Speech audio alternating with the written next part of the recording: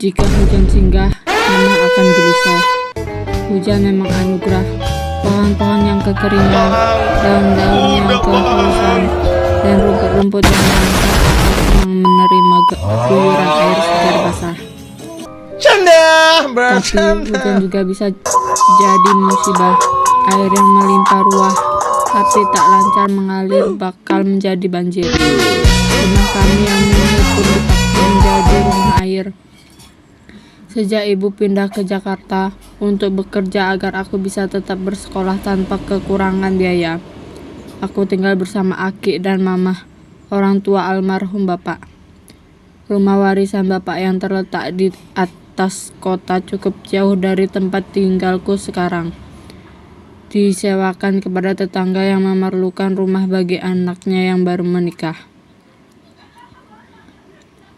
Rumah Aki yang pensiunan guru sekolah dasar tidaklah luas.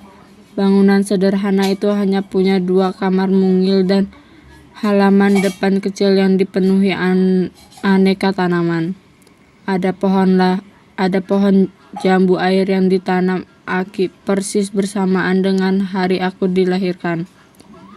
Dan kini sudah tumbuh tinggi dan rajin berbuah. Ada bunga melati yang selalu subur, bunganya wangi dan aromanya selalu membuatku rindu kepada ibu. Ada bunga cangkok wijaya kusuma yang sesekali mekar saat fajar. Ada juga kuping gajah yang berdaun lebar. Rumah itu terletak tak jauh dari sebatang sungai yang alirannya membelah kota kami hingga ke tempat-tempat yang belum pernah kukunjungi. Jika hujan menderas dan air sungai meluap, persis rumah kami menjadi rumah air. Itulah yang kerap membuat Mama gelisah saat musim hujan tiba. Seumur hidupku yang pendek, rumah Aki bisa jadi rumah termungil dan terburuk yang pernah kuhuni. Namun kehidupanku di rumah itu adalah salah satu masa terindah dalam ingatanku. Kami mungkin hidup serba terbatas, tapi kami bahagia. Kami saling menyayangi. Aku menemukan kebebasan masa kecil yang membahagiakan dan hidup yang gembira apa adanya. Jika semasa bapak masih ada, aku hidup nyaman di rumah yang bagus. Segala keperluan dilayani pembantu. Berangkat ke sekolah diantar sopir. Kini aku harus belajar lebih mandiri. Mandi sendiri pada waktunya tanpa harus disuruh. Makan seadanya, pergi ke sekolah naik angkot. Tapi aku sungguh merasa bahagia di tengah segala keterbatasan ini. Seperti sore-sore musim hujan yang lain, sore itu hujan turun dengan seenaknya. Kotaku yang dingin kian terasa dingin. Aku duduk memeluk lutut di atas kursi panjang. Masih kupakai celana merah bekas sekolah.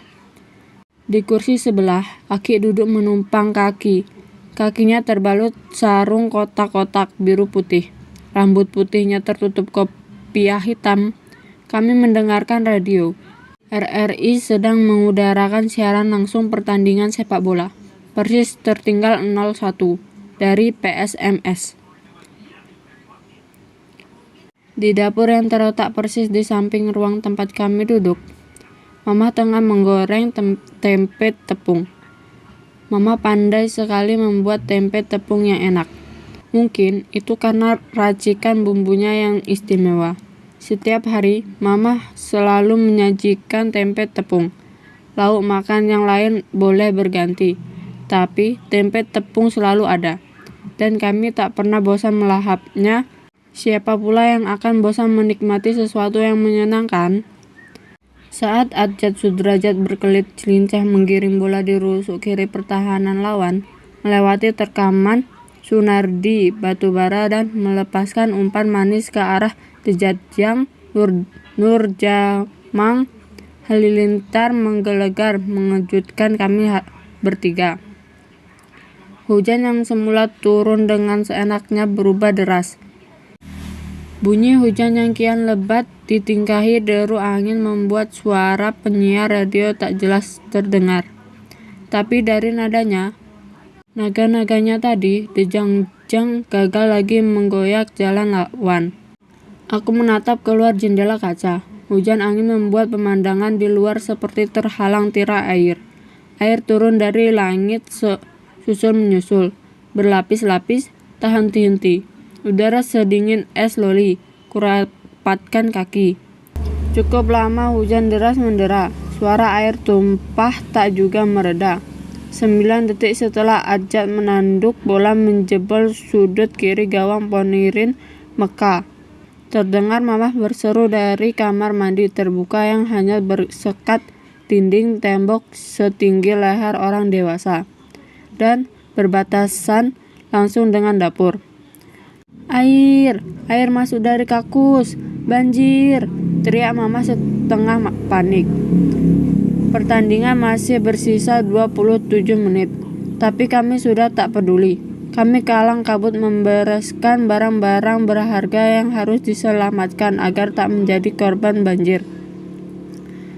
Termasuk pesawat radio yang bergegas kami matikan, lalu ditaruh di atas lemari. Kami juga membereskan kursi, menumpukannya di atas meja agar alasnya tak terbasahi banjir.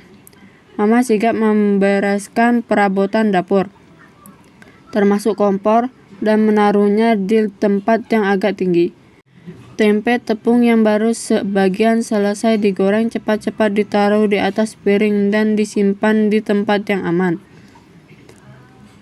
Sementara itu, air terus menghambur masuk, makin meninggi, tak bisa dicegah, tak mau berhenti, menyerbu dari segala arah.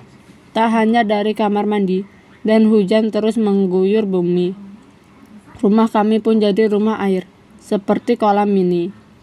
Saat air telah setinggi pinggangku, dan sebagian barang-barang mengapung di tengah genangan air kecoklatan bercampur kotoran dan sampah di dalam rumah, Aki memutuskan agar kami mengungsi ke rumah tetangga yang letaknya lebih tinggi.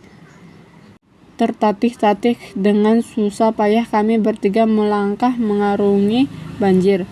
Sebelum meninggalkan rumah, Mama sempat membawa tas tangan kecil berisi sedikit barang berharga, termasuk buku tabungan untuk mengambil uang pensiun Aki dan sedikit simpanan perhiasan.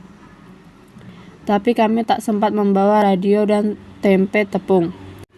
Di rumah Bu Sugih, janda setengah baya yang rumahnya lapang dan letak permukaan halamannya lebih tinggi dari permukaan gang kecil kami, sudah ada beberapa tetangga yang juga tengah mengungsi. Bu Sugih menyambut kami yang basah kuyup oleh air hujan dan banjir dengan senyum hangat, lalu menyuguhi kami masing-masing segelas teh manis yang juga hangat. Sambil duduk mencangkung di teras halaman rumah Bu Sugih, aku menyeruput teh pelan-pelan. Hangatnya sampai ke hati. Dari situ aku bisa melihat bagian samping rumah kami yang tergenang banjir, seraya menatap hujan yang terus turun. Aku melamun. Ada satu hal yang kusesalkan. Mengapa tadi kami tak membawa serta radio? Jika ada radio, tentu kami bisa melanjutkan menyimak pertandingan sepak bola, menghibur hati di tengah tragedi. Bu Sugih memang baik budi, tapi aku tak yakin dia senang mendengarkan pertandingan sepak bola. Lagi pula, aku terlalu sungkan untuk memintanya menyalakan pesawat radionya. Dalam hawa dingin menggigilkan, ditingkahi deras hujan, aku menatap nanar air banjir bercampur sampah yang kecoklatan. Ku bayangkan diriku menjelma pemain jagoan, menggiring bola meliuk-liuk melewati pemain lawan, lalu mencetak gol kemenangan. Seluruh stadion bersorak kegirangan. Aku bahagia tak terkatakan, setidaknya di dalam lamunan. Namun, di luar air kotor tetap saja menggenang tinggi, menghanyutkan segala sampah dari kali, meneliuk rumah kami yang hanya tampak bagian sampingnya dari sini, dikepung banjir, serupa rumah air.